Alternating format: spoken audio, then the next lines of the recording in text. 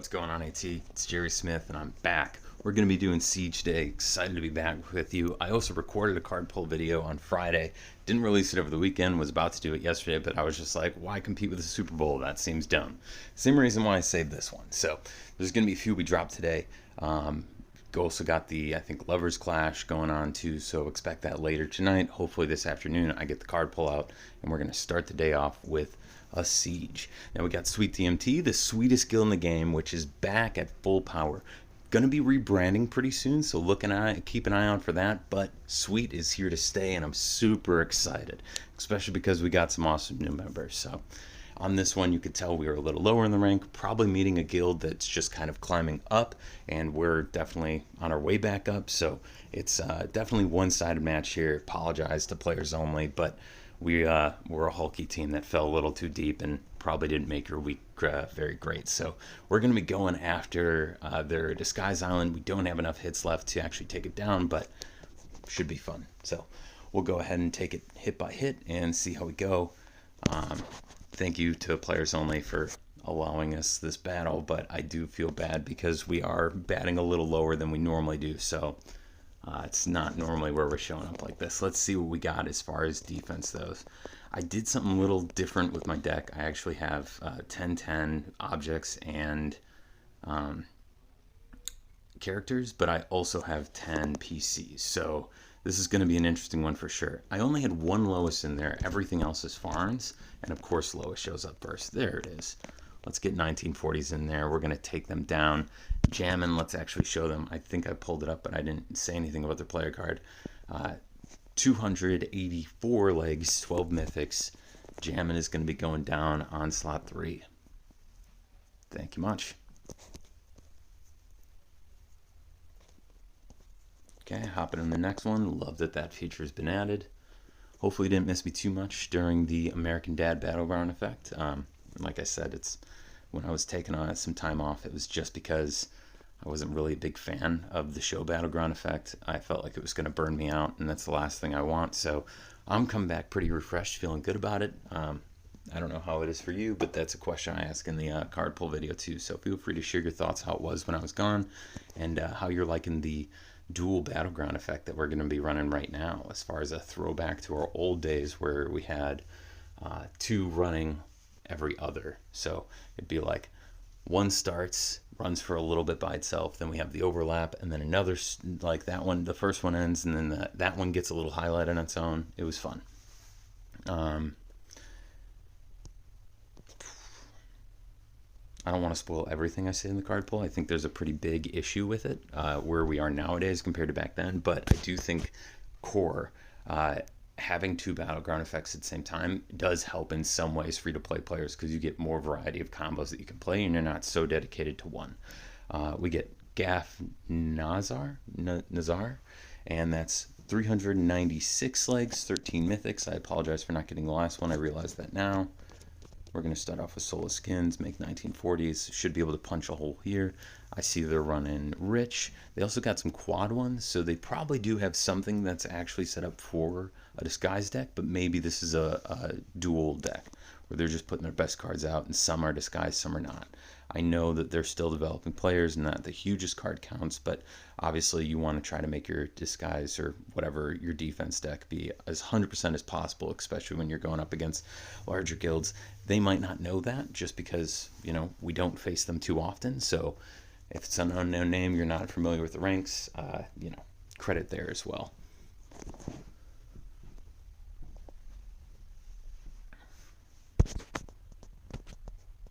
So we get Mario J 249. Mario J has 849 legs and 36 mythics. Pretty healthy count. Looks like we're starting off with Addicted, so I feel like with that count they probably had something else. It's very interesting. Has this consistently been Addicted? Or Hyper, I think is now the... Just so we're on the same page. Toy. Okay. Yeah.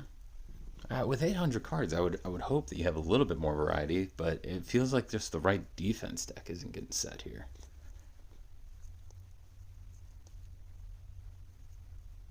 especially because I thought this was a smaller island compared to some of the other ones. All right, so we get knack paper. They 95, 153 legs, 4 mythics on the leaner side. So this one might not be as agreeable as far as having a full defense deck. Looks like they're going toy to start. We should be able to just plow through that with 1940s. Yeah, that's almost guaranteed here. So we're going to take a huge hit. Pretty much nothing else that they can do here. Definitely Jameswood High School. This is a developing deck for sure. I'm not going to lie. I used to love Bad Tina. What's the Peters one? Those were really good before a lot of the newer combos were released. I don't know. I used to love Bad Tina. They used to be like an all-season play for me when I first started. Bringing back Mario J.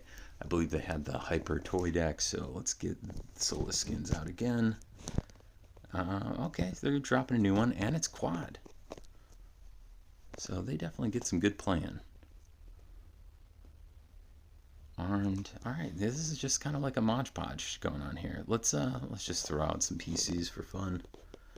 We got this. It's clean sweep right there. And why not? Let's throw some Krieger Crowlin Brothers. Technically, we could have wrapped this thing pretty easily with the, oh, well, there it is.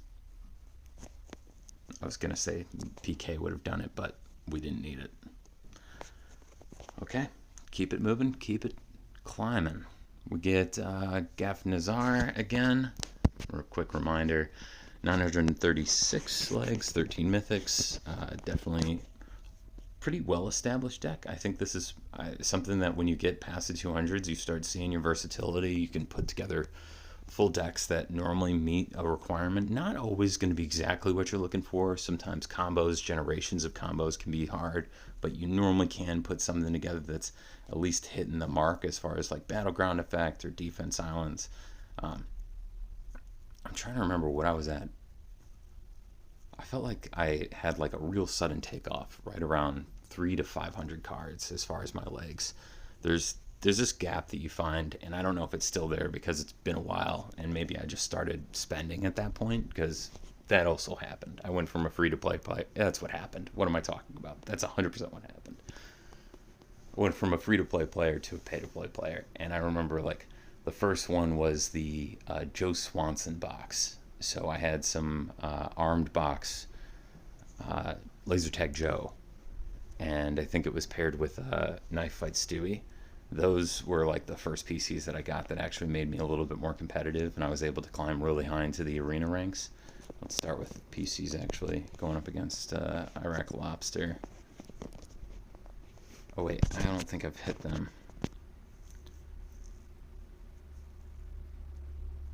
Catum